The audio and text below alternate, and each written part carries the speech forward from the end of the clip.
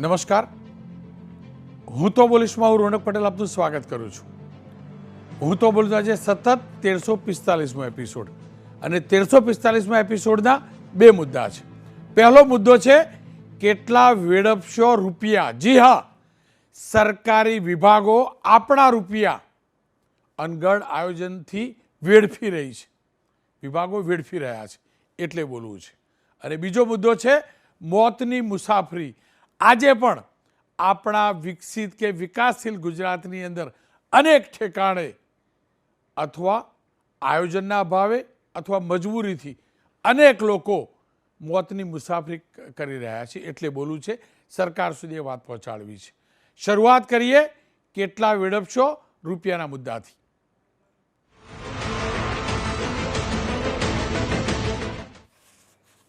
કેટલા વેડફશો રૂપિયા. જી હા, સરકારી આયોજનો માટે, સરકારી પ્રોજેક્ટો માટે રૂપિયાની જરૂર હોય છે અને એ રૂપિયા, એ નાણાં પ્રત્યક્ષ કે પરોક્ષ રીતે નાગરિકો જે ટેક્સ ભરે છે એમાંથી આવતા હોય છે. સરકારે અનેક વિકાસલક્ષી પ્રોજેક્ટ કર્યા છે. અનેક વિકાસલક્ષી પ્રોજેક્ટ હજુ પણ પાઇપલાઇનમાં હશે. અનેક આયોજનો સુપેરે પાર પડ્યા છે. પણ અનેક એવા આયોજનો છે જે અધિકારીઓની અને પદાધિકારીઓની નિષ્કાળજી ગણો તો નિષ્કાળજી, લાપરવાહી ગણો તો લાપરવાહી, આયોજન શક્તિનો અભાવ ગણો તો અભાવ, ઈચ્છા શક્તિનો અભાવ ગણો તો અભાવ, એના કારણે અનેક પ્રોજેક્ટો અથવા શરૂ નથી થઈ શક્યા અથવા બનીને પડ્યા છે અથવા ઉદ્ઘાટનની રાહ જોઈ રહ્યા છે અથવા તો કરોડોના એ પ્રોજેક્ટ ધૂળ ખાઈ રહ્યા છે. અને એટલે જ સરકારના ધ્યાનમાં લાવવા કાર્યક્રમ કરી રહ્યો છું. સરકારી વિભાગ હોય કે પછી મહાનગરપાલિકા, નગરપાલિકા, એના અનેક પ્રોજેક્ટ એવા છે કે જ્યાં રૂપિયાનો વેડફાટ થયો છે. અલગ અલગ તમે દ્રશ્યો જોજો. રાજકોટ હોય, અમદાવાદ હોય, વડોદરા હોય, સુરેન્દ્રનગર હોય, અનેક મહાનગરપાલિકા, નગરપાલિકાઓના અનેક પ્રોજેક્ટો ધૂળ ખાઈ રહ્યા છે. રૂપિયાનો વેડફાટ થયો છે અને એટલે જ એક પછી એક પ્રોજેક્ટ આપ સમક્ષ રજૂ કરું છું. આશા રાખું સરકારના સંલગ્ન વિભાગના અધિકારીઓ એને ગંભીરતાથી લે અને એટલા માટે ગંભીરતાથી લે કે નાગરિકોના રૂપિયા વેડફાય છે. અને માત્ર એટલે કે આયોજનબદ્ધ રીતે કામ નથી થતા. તમને શરૂઆત રાજકોટ લઈ જઈને કરીશ. રાજકોટનું આ આવાસનો આ પ્રોજેક્ટ જોજો. 40 કરોડના ખર્ચે 39.67 લાખ એટલે કે 39 કરોડ 67 લાખના ખર્ચે આ પ્રોજેક્ટ 2019માં વોર્ડ નંબર 3ના પોપટપરા વિસ્તારમાં 690 આવાસનો બન્યો હતો. 6 વર્ષ થઈ ગયા. ખાલી કન્સ્ટ્રક્શન નિર્માણ પાછળ 40 કરોડ રૂપિયા જેટલો ખર્ચો થયો. જમીનના તો જોડો તો 100 કરોડ થઈ જાય, 1 અબજ થાય. પણ આ આવાસ ધૂળ ખાઈ રહ્યા છે, ઉધેવ ખાઈ રહ્યા છે, ઉધેવ આવાસને ખાઈ રહી છે, અસામાજિક તત્વોનો અડ્ડો બન્યા છે. પણ હજી સુધી આ આવાસમાં કોઈ રહેવા આવ્યું નથી. 6-7 વર્ષે રકમ ડબલ થતી હોય છે, 6-7 વર્ષે, અને એ પૈસા માટી થઈ રહ્યા છે. એટલે આપ સમક્ષ આ લઈ આવ્યો છું. રાજકોટ મહાનગરપાલિકા સમક્ષ એબીપી અસ્મિતા સંવાદદાતા પરાક્રમસિંહ જાડેજા સાથે જ રાજકોટના એ તમામ મીડિયા કર્મીઓ જે સતત જાગૃતતાથી કામ કરે છે, તમામ ઓર્ગેનાઇઝેશન, પ્રિન્ટ હોય કે ટેલિવિઝનના, આ તમામે આજે આ મુદ્દો બનાવ્યો છે. કારણ કે આ નાગરિકોના રૂપિયા જાય છે. પ્રધાનમંત્રીની ગરીબોને આવાસની આ યોજના છે. આપ કલ્પના કરો, 6 વર્ષ થઈ ગયા, 6 વર્ષ, પણ હજી સુધી તાળું નથી ખુલ્યું, કોઈ રહેવા નથી ગયું, કોઈને આ એલોટ નથી થયા. એલોટ થયા છે તો કોઈ આવ્યું નથી. એટલે જ વડોદરા અને અમદાવાદની વાત કરું ને એ પહેલાં રાજકોટના સ્ટેન્ડિંગ કમિટીના ચેરમેન જયમીનભાઈ સાથે મેં વાત કરી છે. હું ફરીથી કહું છું, આજે આખી ચર્ચાની પદ્ધતિ હું બદલી એટલે રહ્યો છું કે એક શહેર સુધી, એક શહેરના મહાનગરપાલિકા સુધી અને સરકાર સુધી આ વાત પહોંચાડવી છે. જયમીનભાઈએ શું કહ્યું, આ 40 કરોડનું નિર્માણ અને 60-70 કરોડની જમીન ઉપર બનેલું આ આખું કન્સ્ટ્રક્શન ધૂળ ખાઈ રહ્યું છે ને, તે મુદ્દે જયમીનભાઈ શું કહે છે, રાજકોટ સ્ટેન્ડિંગ કમિટીના ચેરમેન શું કહે છે, એ સાંભળી લઈએ.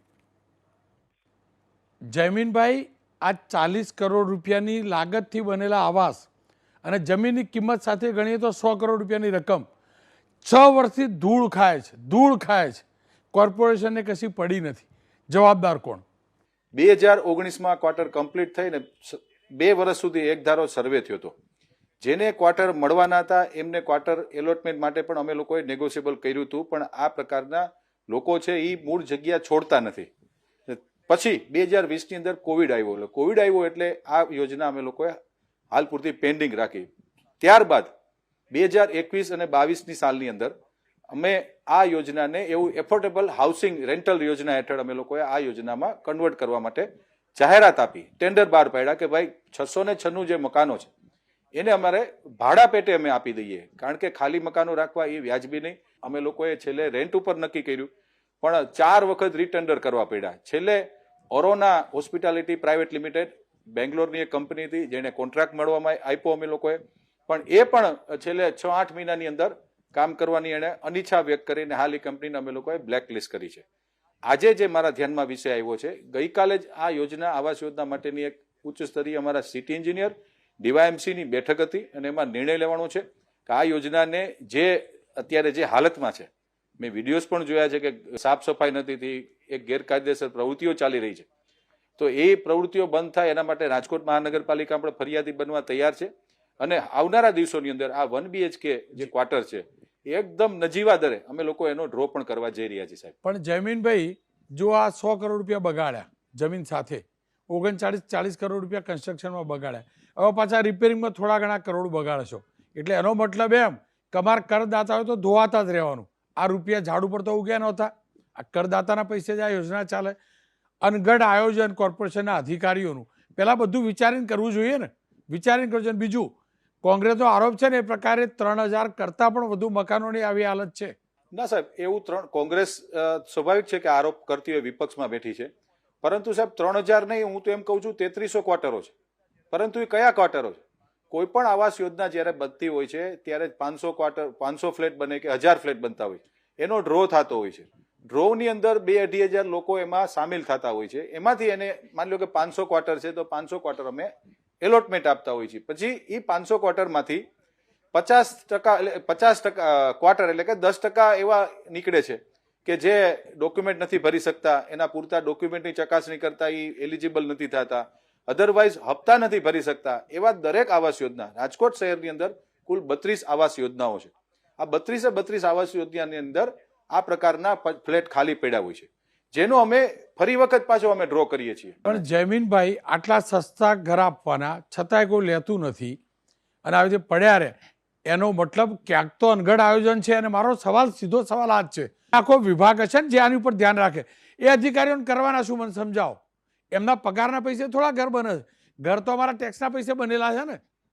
એક તો એ ઘર જોડે અમને કોઈ લેવા દેવા નહીં, અમે ટેક્સ ભરીએ એટલે એના લાયક નહીં, અમે એ લેવાના લાયક નહીં, ગરીબ રેખાથી ઉપર આવી ગયા એટલે. અને ગરીબ માટે આ ઘર બને એનો કોઈ હિસાબ કિતાબ નહીં અને કોઈ કાર્યવાહી ના થાય, કેટલું યોગ્ય? રોનકભાઈ, એક તો આપણા ટેક્સના પૈસે, પણ હું પણ એક ટેક્સ પેયર છું, મારા મકાનનો પણ હું ટેક્સ ભરું છું, એટલે આપણા પૈસે પ્રજા ચાલતી હોય છે. પરંતુ મેં જેમ કીધું એમ આજે જ મારા ધ્યાનમાં વિષય આવ્યો એવું નથી. ગઈકાલે જ બેઠક હતી અને સમયાંતરે જેટલી આવાસ યોજનાઓ ખાલી હોય છે એમાં મોનિટરિંગ થતું હોય છે. પણ એ હું સ્વીકારું છું કે આ 696 ક્વાર્ટરો જે પોપટપરાની અંદર જે હતા, છેલ્લા 2 મહિનાથી એમાં સફાઈ નહોતી થઈ અને ગેરકાયદેસર પ્રવૃત્તિઓ ચાલતી હતી, એના પણ વિડીયો આવ્યા છે. એટલે રાજકોટ મહાનગરપાલિકાના આવાસ યોજનાના સિટી એન્જિનિયરશ્રી દ્વારા મેં આજે જ સૂચના આપી છે કે પહેલા તો એને સ્વચ્છ કરો, પછી એમાં કેમેરા મૂકો અને જરૂર પડે તો આપણે FIR કરો. અને બીજી વાત રોનકભાઈ, કે જે રિનોવેશનનો ખર્ચો છે, કોઈ રિનોવેશનનો ખર્ચો નથી, સમારકામ નાનું મોટું કરવાનું છે કે જે અમને જે સરકાર દ્વારા ગ્રાન્ટ આવતી હોય છે એમાંથી થઈ શકશે. એક છેલ્લો સવાલ પૂછું, આ સરકારી કર્મચારીઓને આપવાના આવાસ હોય, કોર્પોરેશનમાં બદલી થઈને આવતા હશે તો કોર્પોરેશનના કર્મચારી હશે અથવા PW, એ કેવા ફટાફટ ભરાઈ જાય? એ કોઈ દાળ અવાવરું નહીં થતા ને? એનું મસ્ત પ્લાનિંગ થાય ને મસ્ત પ્લાનિંગ. તમારે સરકારી કાર્યક્રમોનું આયોજન કરવાનું હોય, કોર્પોરેશન રિબિન કાપવાનું, ફટાફટ થાય ને, એ બધું આયોજન સુચારુ રૂપે ચાલે. અને આ જ આયોજન સુચારુ રૂપે નહીં, એનો મતલબ એ થયો મહાનગરપાલિકાને લોકોના રૂપિયાનું શું થશે એમાં રસ નથી. રોનકભાઈ, એવું તો ન કહી શકાય, કારણ કે રાજકોટ મહાનગરપાલિકા કે આખા દેશની કોઈ પણ મહાનગરપાલિકા હોય, એ હંમેશા પ્રજાના પૈસે ચાલતી મહાનગરપાલિકા છે. ક્યાંક ને ક્યાંક નાની મોટી ઉણપો આવતી હોય છે, સાર્વજનિક સ્વરૂપમાં દરેક જગ્યાએ સ્વીકારી, કારણ કે જે સંસ્થા કામ કરતી હોય છે એનાથી જ ભૂલો પડતી હોય છે. એ પણ આપણે સ્વીકારવું પડે કે કામ કરીએ છીએ એટલે ભૂલ થાય છે. જો કામ જ ન કરવું પડે, ભૂતકાળની અંદર ક્યાં કાંઈ કામ થતા હતા? 1995 પહેલા ગુજરાત સરકાર જો પણ રૂપિયા તો નતા બગાડતા ને. પહેલા કેન્દ્રમાં મનમોહન કમસે સિંહની કમ સરકાર નતા હતી, થતા ક્યાં તો કામ રૂપિયા થતા હતા? નતા બગાડતા ને. નહીં, રૂપિયા નતા બગાડતા ને. આટલા બધા વેસ્ટ નતા જતા ને સાહેબ, ભાઈ. આટલા બધા કૌભાંડો થતા હતા દેશની અંદર. એ તો હાલની ક્યાં નહીં થતા? રાજકોટ મહાનગરપાલિકા હાલ તમારા મહાનગરપાલિકામાં ક્યાં કૌભાંડ નહીં થતા? મને કોણ સરકારમાં ક્યાં કૌભાંડ નહીં થતા? સાહેબ, હું રાજકોટ મહાનગરપાલિકા પૂરતું સાર્વજનિક સ્વરૂપમાં હું આપને વાત કરી રહ્યો છું કે એક પણ કૌભાંડ ક્યાંક ને ક્યાંક મીડિયા પણ અમને ખૂબ મદદ કરી રહ્યું છે. અમને મીડિયાના મિત્રો પણ ધ્યાનમાં મૂકે છે કે સાહેબ આ રીતનું થઈ રહ્યું છે, અને કોઈ પણ જગ્યાએ રાજકોટ મહાનગરપાલિકાના કોઈ પણ વિભાગની અંદર એક પણ કૌભાંડ નહીં થાય એની હું ખાતરી પણ આપું છું સાર્વજનિક સ્વરૂપની અંદર. જી ચેરમેન સાહેબ, તમારો ખૂબ ખૂબ આભાર. પણ મને તો વજુભાઈ વાળાએ જ કહેલું કે રાજકોટ મહાનગરપાલિકામાં દુનિયાભરના કૌભાંડ થાય છે. મને તો પત્રકાર તરીકેની ઓળખ છે, તમારા પક્ષના વરિષ્ઠ નેતા છે ને, એમને પૂછી લેજો કેટલા ને ક્યાંક કૌભાંડ થાય છે. આપનો ખૂબ ખૂબ આભાર. રાજકોટમાં જ પ્રજાના રૂપિયાનું પાણી થાય છે એવું નથી. હવે વાત કરી લો અમદાવાદની. વડોદરાની વાત કરવી છે પણ પહેલાં અમદાવાદની વાત કરી લો. રાજ્યનું સૌથી મોટું શહેર, સૌથી આધુનિક શહેર, આ શહેરની અંદર રૂપિયાનું કેવું પાણી થયું છે અને એના બે કિસ્સા બતાવું. પહેલો કિસ્સો છે મિશન મિલિયન ટ્રી. શબ્દ અંગ્રેજી લાગે, મિલિયન ને બિલિયન તો આપણે હમણાં સાંભળતા થયા. હવે મિશન 3 મિલિયન ટ્રી, એના અંતર્ગત એક ગ્રીન કવર કરવા માટેનું એક અભિયાન શરૂ કરાયું. 35 કરોડ રૂપિયાના ખર્ચે 10 દિવસમાં 30 લાખ રોપા વાવીને વાહવાહી કરીને અમારા જેવા ટીવીવાળા પણ કેમેરા લઈને ગયા અને ટીવી ઉપર બતાવ્યું કે જબરજસ્ત બધું લીલું લીલું થઈ ગયું, હરિયાળી થઈ ગઈ. 3 મહિનામાં જ પાણીના અભાવે અનેક વિસ્તારોની અંદર વૃક્ષો સુકાઈ રહ્યા છે. આપ જોઈ શકો છો આ દ્રશ્યો, એબીપી અસ્મિતાના સ્ક્રીન ઉપર આ દ્રશ્યો જોઈ શકો છો. મારા ધ્યાનમાં પણ અખબારી અહેવાલ બાદ આ સ્ટોરી આવી અને એબીપી અસ્મિતાના સંવાદદાતાઓએ અલગ અલગ ઠેકાણે જોયું તો આ મિશન 3 મિલિયન ટ્રીવાળું જે હતું ને, એ પાણીના અભાવે રૂપિયાનું પાણી થઈ રહ્યું છે અને આ ઝાડ રોપા સુકાઈ રહ્યા છે. હવે જે લગાવવાવાળા હશે, ટ્રાન્સપોર્ટેશનવાળા હશે, રોપા સપ્લાય કરવાવાળા હશે, આ બધાનું કેટલું કેટલું મળ્યું હશે એ તો ભગવાન જાણે, કોર્પોરેશન જાણે. પણ હવે 3 મહિના હવે સુકાવા લાગ્યા ને એટલે કોર્પોરેશનના ધ્યાનમાં આવ્યું કે ભાઈ પાણીની વ્યવસ્થા તો કરો. એટલે હવે પાણી પીવડાવવા માટે પાછું એક એજન્સી નક્કી કરવાની અને એના માટે ટેન્ડર જાહેર થયું છે અને એના માટે 30 લાખ રૂપિયાનું બીજું પાણી થશે. સાયન્સ સિટી રોડ, નવરંગપુરાથી સ્ટેડિયમ રોડ, પિરાણા, ઓઢવ, નિકોલ, ગોમતીપુર, દરિયાપુર સહિતના વિસ્તારોમાં રોપા વાવવામાં આવ્યા હતા. એ રોપા વાયા ખરા, ગણ્યા કોઈએ નહીં તો બરાબર, પણ રોપાની જે ગણેલા પણ રોપા જેટલા હશે એની કોઈ માવજત ના થઈ અને દ્રશ્યો તમે જોઈ શકો છો. હવે સાચા અર્થમાં પાણીના પ્રોજેક્ટમાં થયેલા રૂપિયાના પાણીની વાત કરી લો અમદાવાદની અંદર જ. અમદાવાદ મહાનગરપાલિકાને ઓરડા, એમને કેવું પ્રજાના પૈસાનું પાણી કર્યું છે. ચાંદલોડિયા વોર્ડના જનતાનગર વિસ્તારમાં આવેલી ઓવરહેડ પાણી ટાંકી, આ મામલે વોટર કમિટીએ અધિકારીઓને રિપોર્ટ રજૂ કરવાનું કહ્યું છે. વર્ષ 2011, સાંભળજો, વર્ષ 2011 એટલે આજથી 13-14 વર્ષ પહેલાં ઓરડાએ 2.25 કરોડના ખર્ચે, કેટલા? 2.25 કરોડ, 1.75 લાખના ખર્ચે આ પાણીની ટાંકી બનાવી. 2013-14માં સીમાંકનની સાથે અમદાવાદ મહાનગરપાલિકાને આ પાણીની ટાંકી સોંપવામાં આવી. 10 વર્ષ સુધી અમદાવાદ મહાનગરપાલિકાના ધ્યાનમાં જ નહોતું કે આ પાણીની ટાંકી છે. એક પણ વાર એનો ઉપયોગ નથી થયો. એબીપી અસ્મિતા સંવાદદાતા કુશાંક સોનીજીએ અહેવાલ ફાઇલ કર્યો છે પ્રમાણે એક પણ વાર આ પાણીની ટાંકીનો ઉપયોગ થયો નથી. અને હાલ જે સ્થિતિ છે ને એ પ્રમાણે અંદર જો પાણી ભરે તો એ ટાંકીનું શું થાય? ટાંકી બનાવવાવાળાનું, ટાંકીની હાલની સ્થિતિ, કોર્પોરેશન બધાનું પાણી મપાઈ જાય. એટલે કદાચ સ્થિતિ એવી છે કે એને કદાચ તોડવામાં આવશે. અને તોડવામાં આવશે એટલે થોડા ઘણા લાખ રૂપિયાનો ખર્ચો કરવામાં આવશે. જો કે દિલીપભાઈ બગડિયા છે, વોટર કમિટીના ચેરમેન છે અને એમના પણ ધ્યાનમાં આવ્યું છે એટલે જ એમને પણ જોડ્યા છે. બગડિયા સાહેબ, અનેક વાર તમને જોડ્યા છે અને હું જાણું છું. જ્યારે જ્યારે તમારા ધ્યાનમાં લાવવામાં આવ્યું છે સુધાર થયો છે. મારે એટલું જ સમજવું છે, 1.25 કરોડ રૂપિયાની પાણીની ટાંકી આ રીતે પડી રહે કેટલું યોગ્ય?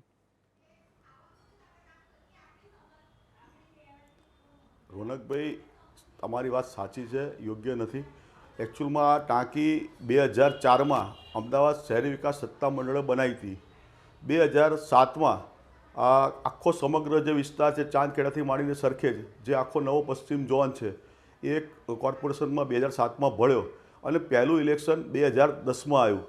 એટલે આ જે ટાંકી બની હતી અમદાવાદ શહેરી વિકાસ સત્તા મંડળે બનાવી હતી, 2004માં બનાવી હતી, 2007માં કોર્પોરેશનમાં ભળ્યું, 2010માં પહેલું ઇલેક્શન થયું અને ત્યારબાદ આ ટાંકીના જે કાઉન્સિલરો પહેલાં શરૂઆતના હતા એમના પર ધ્યાનમાં નથી કોઈના કે આ ટાંકી બની છે અને ઓડાએ આપણને આપી કે નથી આપી. એવું ક્યાંય કોર્પોરેશનમાં જે અધિકારીઓ જે અગાઉ જે હતા એ પણ રિટાયર્ડ જે સિટી ઇન્જિનિયર હતા એ રિટાયર્ડ થઈ ગયા. અને અત્યારે હાલ આ મારી કમિટીમાં લગભગ 1 ડિસેમ્બરે આ ટાંકીની મારી કમિટીની અંદર આ રજૂઆત થઈ કે ચાંદખેડાની અંદર શ્રીનાથ ઓવરહેડ ટાંકી છે, એ આશરે લગભગ 13 લાખ લીટરની ટાંકી છે, ઓવરહેડ ટાંકી છે, એ વપરાશમાં નથી અને ઘણા ટાઈમથી બનેલી પડેલી છે. એટલે મેં એ મારી કમિટીની અંદર ડીવાયએમસી પણ હોય છે, સિટી ઇજનેર હોય છે, બધા એડિશનલો બી હોય છે, બધા અધિકારીઓ સાથેની મારી કમિટી 1 ડિસેમ્બર હતી. તો મેં આ ટાંકીની સંપૂર્ણ વિગતો મારી નેક્સ્ટ કમિટી જે મળશે એની અંદર મેં તમામ કોની ખામી હતી, કેમ ના થયું, શું થયું, એ તમામ રિપોર્ટ રજૂ કરવા માટેની મેં સૂચના આપી છે. અને એ તાકીદે એ ટાંકી પણ વપરાશમાં લેવી કે કેમ એને ક્રમશ થોડી ભરીને ચેક કરવી કે શું થાય છે. અને ના એવું કંઈ લીકેજ કે એવું કંઈ લાગતું હોય તો એ જ ટાંકીને વપરાશમાં લેવા માટે શું કરવું જોઈએ. તોડવા માટેની મેં વાત નથી કરી. મેં એને જે ટેમ્પરરી જે સોલ્યુશન કરીને એને લાવે તો અત્યારે તો કેમિકલો પણ આવતા હોય છે, તો એ કંઈક થાત તો એના દ્વારા આ ટાંકીને ફરીથી વપરાશમાં એ જ ટાંકીને લેવાય એવું મેં આવતી કમિટીમાં જે મારી નેક્સ્ટ કમિટી મળશે એમાં આ સંપૂર્ણ વિગતો સાથે રજૂ કરવાનું મેં કીધેલું છે, સૂચના આપી છે. દિલીપભાઈ, જો આપની વાત સાચી, પણ આ 1-1.5 દશકની અંદર એ જ વિસ્તારો, આપે કહ્યું જબરજસ્ત એની કેપેસિટીવાળી ટાંકી છે પાણીની, એ જ વિસ્તારોમાં અલગ અલગ નવી ટાંકીઓ પણ તો બની હશે ને. જે પણ ઓથોરિટી હતી, ઓડા હતી, પછી એએમસી બની, અને ત્યારના જે તે અધિકારીઓ હતા, એમને જો લક્ષ્ય આપ્યું હોત કે આ ટાંકી છે તો એ વિસ્તારમાં બીજી જે પણ ટાંકીઓ બનાવી હશે એ પણ તો ન બનાવી પડી હોત ને. એનો મતલબ દુર્લક્ષતા તો છે ને. નહીં, આપની વાત ચોક્કસ સાચી છે. મેં તપાસ એટલે જ તપાસ સોંપી છે અને તમામ પાસાની સાથે મને વિગતો બધી નેક્સ્ટ કમિટીમાં રજૂ કરવા માટેની મેં સૂચના એટલા માટે જ આપી છે કે જે કંઈ કોઈની ખામી હોય, કોની છે, તો એની ઉપર જો એક્શન લેવાના થતા તો એક્શન પણ લઈ શકાય. જે કંઈ કરવાની થતી હોય કાર્યવાહી એ કરાય. અને આ ટાંકીને ફરી મેં ચાલુ કરવા માટેની પણ સૂચના આપી છે કે ક્રમશઃ ભરીને એને કેમિકલથી કે જે કંઈ, કારણ કે આ આરસીસીની ટાંકી છે એટલે ઓવરહેડ છે, એટલે લાંબા સમય સુધી જો ભરવામાં ના આવે તો એમાં ક્રેકો જો કદાચ પડી હોય તો અત્યારે તો કેમિકલો પણ સારા આવે છે. એટલે મેં સૂચના આપી છે કે આ જ ટાંકી આપણે ભરીને ચેક કરો અને આ જ ટાંકીથી આપણે સપ્લાય કેવી રીતે આપી શકાય, એનું નેટવર્કમાં કેવી રીતે જોડી શકાય, એ તમામ રિપોર્ટ મારી આવતી કમિટીમાં મેં રજૂ કરવાના કીધા છે અને સૂચના આપી છે. દિલીપ, એક અંતિમ સવાલ. જુઓ, પદાધિકારીઓ એટલે કે ચૂંટાયેલા પ્રતિનિધિઓ તો 5 વર્ષે જનતા વચ્ચે જવું પડે છે, જનતાને હિસાબ પણ આપવો પડે છે. પણ સમસ્યા એ છે, નગરપાલિકા હોય, મહાનગરપાલિકા હોય કે સરકારના કોઈ પણ વિભાગ, એના અધિકારીઓનો કોઈ હિસાબ લેતું નથી. તમને નથી લાગતું કે અધિકારીઓની જવાબદેહી, એકાઉન્ટેબિલિટી નક્કી કરવાનો હવે સમય આવી ગયો છે? જ્યાં પણ નાણાંનો વેડફાટ થયો હોય ત્યાં કમસે કમ ટોકન સ્વરૂપે પણ પેનલ્ટી લેવી જોઈએ અધિકારીઓ પાસે. ચોક્કસ રોનકભાઈ, તમારી સાથે હું સહમત છું કે જે કંઈ આ જે થતું હોય, બનતી હોય, એ ઘટનામાં જે કોઈ અધિકારી જવાબદાર હોય ખરેખર પગલાં લેવા જોઈએ અને ક્રમશઃ બધા આ સુધારા જે છે એ બધા લાવવા જોઈએ. કોઈ પણ અધિકારી હોય એને સબક તો શીખવાડવો જોઈએ. એ તમારી સાથે હું સહમત છું. દિલીપભાઈ, આપનો ખૂબ ખૂબ આભાર. ખેર, એક નગરપાલિકાની પણ વાત કરી લઉં. અનેક નગરપાલિકાઓમાં આવું છે, પણ એ નગરપાલિકાની વાત કરી લઉં. વાત સુરેન્દ્રનગરની છે. સુરેન્દ્રનગરમાં અંદાજિત 2 કરોડના ખર્ચે 2 કરોડના ખર્ચે સ્વિમિંગ પુલ બનાવવામાં આવ્યો અને જીમ બનાવવામાં આવ્યું. સ્વિમિંગ પુલ અને જીમ બંનેમાં તાળા લાગ્યા છે. દુધરેજ વઢવાણની સંયુક્ત નગરપાલિકાએ આ સગવડ ઊભી કરી. 15 ઓગસ્ટે ઉદ્ઘાટન થયું, પણ નગરપાલિકાના સત્તાધીશોને હજી પણ નથી ઈચ્છા થતી કે હવે શરૂ કરીએ, આ બધું કટાઈ જશે, પછી પાછું એનું કંઈક રિપેરિંગ કરવાનો ખર્ચો લાગશે. આ બધું કાટ ખાઈ રહ્યું છે. ઠંડીનો સમય છે, એવું કહેવાય છે ટ્રેનર નથી ને કોચ નથી, એટલે કરોડો રૂપિયાના સાધનો ધૂળ ખાઈ રહ્યા છે. આવું અનેક ઠેકાણે હશે. સુરેન્દ્રનગર એક એક્ઝામ્પલ તરીકે બતાવું છું. તમારા શહેર, તમારા નગરની અંદર પણ આ જ પ્રકારની સ્થિતિ હશે. હવે વડોદરા ઉપર આવું તો વડોદરામાં 5 કરોડના ખર્ચે બનેલો વારસિયા ડભોઈ રિંગ રોડ બન્યા બાદ 1.5 વર્ષમાં જ પ્રશાસનને યાદ આવ્યું કે ડ્રેનેજ લાઇન તો નખવાની બાકી છે, એટલે મુખ્યમંત્રીએ રોડ રસ્તા બનાવતા પહેલાં drainage line, pipeline, gas line કામકાજ જે સલાહ આપી હતી ને એ બધું ભૂલી ગયા અને પહેલાં કરોડોના ખર્ચે રોડ બનાવ્યો અને હવે ડ્રેનેજ લાઇન નાખવા માટે રોડ ખોદાઈ રહ્યો છે, જેના કારણે એક તરફના રોડ પર વાહન ચાલકોની અવરજવર છે, ટ્રાફિકની સમસ્યા થાય છે, વેપાર ધંધા ઉપર અસર થાય છે અને રૂપિયા પર પાણી ફરી વળ્યું છે. આ હકીકત છે. વડોદરાની જ વાત કરો શહેરની, તો વડોદરા મહાનગરપાલિકાનું જીમ શોભાના ગાંઠિયા સમાન છે. 2016માં તત્કાલીન કમિશનર વિનોદ રાવ અને મેયરે, ભરત ડાંગર કદાચ હતા મેયર, જીમ બનાવ્યું હતું, શરૂ કર્યું હતું, તૈયાર કર્યું હતું, હજુ બંધ છે. મહાનગરપાલિકાએ કારેલીબાગ વિસ્તારમાં 13 કરોડના ખર્ચે સ્વિમિંગ પુલ અને જીમ બનાવ્યું. જિમ્નેશિયમ હજુ ચાલુ થયું નથી. લાખો રૂપિયાના ખર્ચે જીમના સાધનો 8 વર્ષથી ધૂળ ખાઈ રહ્યા છે, એટલે જિમ્નેશિયમ માટે હેવી લાઇન, વેન્ટિલેશન, મોટી જગ્યાની જરૂર હોવાનું સામે આવ્યું છે. કોન્ટ્રાક્ટ આપ્યા બાદ પાલિકાના સત્તાધીશોએ શું કામગીરી કરી તેના ઉપર કોઈએ ધ્યાન આપ્યું નથી અને આ સ્થિતિ છે. આ જ પ્રકારે આપને યાદ હશે, અતિથિગૃહની વાત કરી હતી, રિબિન ચોક્કસથી કપાઈ, અમે લોકોએ ઇસ્યુ બનાવ્યો, તમામના ધ્યાનમાં લાવ્યો, ત્યારબાદ પણ એના પછી ગેસનું કનેક્શન નથી ને એ બધી વાર્તાઓ કરી, હજુ પણ બંધ પડ્યું છે. અમીબેન રાવત મારી સાથે જોડાયા છે, વડોદરાના કોંગ્રેસના નેતા પણ છે. અમીબેન, તમારું શહેર બહુ ધનવાન લાગે છે.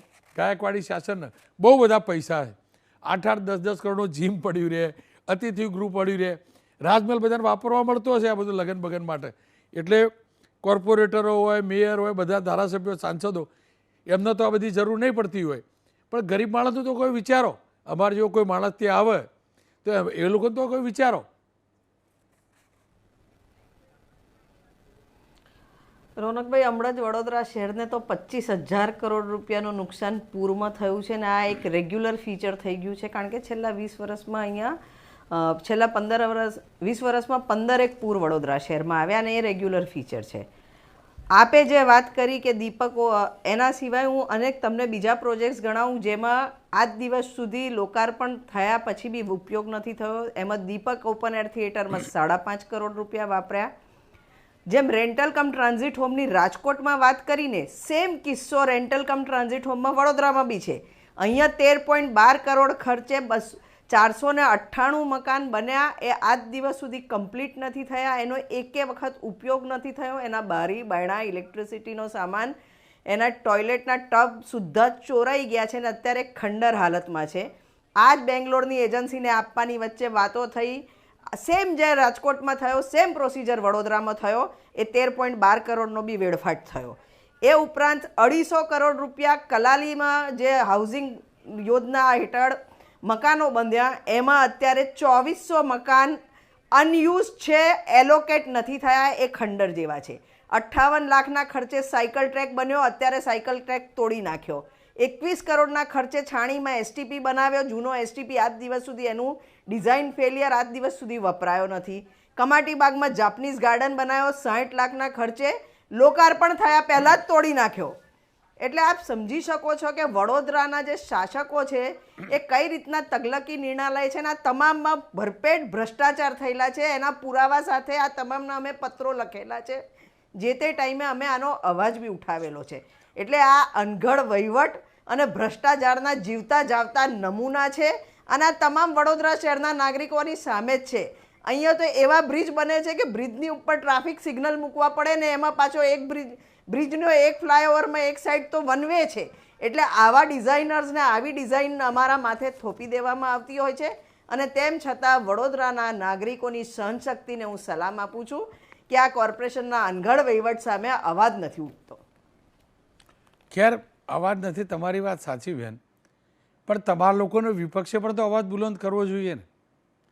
આપ લખતા હશો, માની લીધું ચિઠ્ઠી, તમે પણ એકલા અમીબેન થોડા કોર્પોરેટર છે. આ વિપક્ષે આ તમામ બાબતે લખ્યું છે, નીચે ફ્લોર પર બેસીને વિરોધ કરેલો છે સભાગૃહમાં, પણ તો બી આ તમામ વસ્તુમાં નિર્ણય નથી લેવાયા, કાં તો પૈસાનો વેડફાટ થયો છે. જેમ આપે કહ્યું અતિથિગૃહ આપે બતાવ્યું, અતિથિગૃહ આપના બતાવ્યા પછી સ્ટોરી બન્યા પછી એનું ઇનોગ્રેશન થયું, હજી સુધી એમાં નિર્ણયો નથી લેવાયા અને હજી સુધી એનો ઉપયોગ ચાલુ નથી થયો. એવી તો અનેક ફેસિલિટીઝ છે જે કોર્પોરેશને બનાવી છે, લાઇબ્રેરીઝ બનાવી છે, પણ લાઇબ્રેરીઝનું સંચાલન કેવી રીતના કરવું એનો નિર્ણય નથી લીધા. કારેલીબાગમાં જે સ્વિમિંગ પુલની આપને વાત કરી, એ પુલ ચાલુ વચ્ચે નહોતો કારણ કે એના માટે ઇજારા નહોતા આપેલા વ્યવસ્થિત. અને જિમ્નેશિયમની વાત કરીએ તો એ જિમ્નેશિયમને કેવી રીતના ચલાવવું, એના સાધનો માટે ઇલેક્ટ્રિસિટીનું સ્પેશિયલ કનેક્શન લેવું પડે, એ કનેક્શન નથી લીધું. આવા નજીવા કારણોસર 8.5 વર્ષથી આવી જીમ વપરાતું નથી. તો આ કોર્પોરેશનને પછી શું કહેવું જોઈએ, આપ કહેશો રોનક?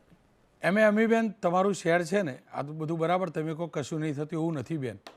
જો તમારું વિશ્વામિત્રી નદી કિનારે રાતોરાત નદી પૂરીની દિવાલ બની હતી, બનીને મોલ ઉપયોગમાં લેવામાં મળ્યો ને, બધું થાય તમારે ત્યાં. અદ્ભુત તમારું શહેર છે અને તમને બધાને મુબારક, કારણ કે દર ચોમાસાએ અમારે એ જ બતાવવાની વિશ્વામિત્રી નદી, અને તમે કહો કશું નહીં થતું. કેટલું દબાણ થવા દીધું, મને કહો થવા દીધું ને? થવા દે છે ને? તમે કોઈ નિર્માણ નહીં થતા. આખી નદી પૂરી કાઢી, આખી નદી પૂરી કાઢી રોનકભાઈ અમે બરોડાવાળા હોય. ખેર બહુ બધા પૈસા છે તમારા શહેરમાં, એટલે નદી કિનારે મોલ પણ બને, દિવાલ પણ બને. ફરી એકવાર કહીશ, હું હળવા મૂળમાં વાત કર્યો, પણ હકીકત એ છે નિર્લજ્જતા છે, પ્રશાસનની નિર્લજ્જતા છે કે અમારા રૂપિયા વેડફો છો. મારી ફરજ છે આ વાત પ્રશાસન સુધી લાવવાની, કેમ કે એક મીડિયાકર્મી તરીકે, એક મીડિયા હાઉસ તરીકે અમારી જવાબદારી છે જ્યાં જ્યાં રૂપિયો વેડફાય છે ને એને ઉજાગર કરો. હવે આવો જ એક અહેવાલ અખબારે છાપ્યો છે અને એના ઉપરથી મારા પણ ધ્યાનમાં આવ્યું છે, એ તમને રજૂ કરું. અમદાવાદની અંદર SG હાઈવે પર મકરબા રેલવે પાસે Makarba railway crossing, municipal corporation 70 કરોડના ખર્ચે ફ્લાયઓવર બનાવી રહ્યું છે. આપ જોઈ શકો છો ફ્લાયઓવરનું મોટાભાગનું કામ પૂરું થયું. બ્રિજ તૈયાર થયા પછી અકસ્માત એટલે ટ્રાફિક જામનું અને અકસ્માતનું નવું હોટસ્પોટ બનશે. કેમ? તો બ્રિજ જો ઉતરે છે ને, એક્ઝેટ છેડો ત્યાં 4 રસ્તા આવે. હવે મને કહો 4 રસ્તા આવે એટલે સિગ્નલ બંધ હોય, અને સિગ્નલ બંધ હોય તો આ જે ઢોળાવાળો બ્રિજ ખરો એના ઉપર વાહન ઊભા રહેશે. કોર્પોરેશન પાસે આનો જવાબ હશે, ઓથોરિટીઓ પાસે જવાબ હશે, અધિકારીઓ પાસે જવાબ હશે. આ અખબારે ઉજાગર કર્યું છે, હું સુધી નથી લાવ્યો. અને એ અખબાર, એ રિપોર્ટરને સલામ. અને ફરીથી કહું છું, તમારા નગર, તમારા શહેર, તમારા મહાનગર, તમારા ગામમાં રૂપિયાનો વેડફાટ થતો હોય તો બોલજો, અવાજ ઉઠાવજો. મારું માધ્યમ છે, તમામ મીડિયા છે, ટેલિવિઝન મીડિયા છે, પ્રિન્ટ મીડિયા છે, સોશિયલ મીડિયા છે, અવાજ ઉઠાવજો, અવાજ ઉઠાવજો. તમે નથી બોલતા ને, નથી લખતા ને, અરજીઓ કરજો. નથી કરતા ને એટલે જ આ સ્થિતિ છે. તમારો રૂપિયો નહીં, તમારા લાખો કરોડો વેડફાઈ રહ્યા છે, અને વેડફાય છે ને એ માટે જવાબદાર આપણે જ છીએ. આપણે બોલતા નથી, એમ કહીએ છીએ મારે શું, મારા ખિસ્સાથી શું જાય. પણ ભાઈ, આ બધું આપણા ખિસ્સાથી જ છે. રૂપિયા ઝાડુ પર નથી ઉગતા કે સરકાર તોડીને લાઈન બ્રિજ બનાવતું હોય, આપણા રૂપિયા બને છે. ફરીથી કહીશ, જ્યાં જ્યાં તમારા ધ્યાનમાં આવું આવતું હોય અમારા ધ્યાનમાં લાવજો. આ કાર્યક્રમ દરમિયાન જ ભરૂચથી એક મિત્રએ કહ્યું કે 200 આવાસ વર્ષોથી બનેલા છે, ભરૂચમાં ધૂળ ખાઈ રહ્યા છે. બસ હું એ જ કહું છું, જ્યાં જ્યાં આ પ્રકારે વેસ્ટેજ જતો હોય રૂપિયાનો અમારા ધ્યાનમાં લાવજો. બીજા કોઈ પણ મીડિયાના ધ્યાનમાં લાવજો, પણ એને ઉજાગર કરજો. આપણે ઉજાગર કરીશું ને તો થોડા ઘણા અંશે પણ બ્રેક લાગશે, અને બ્રેક લાગશે ને તો આપણું ખિસ્સું એટલું જલ્દી ખાલી નહીં થાય. ખાલી તો થવાનું જ છે જેટલું હાલ થઈ રહ્યું છે.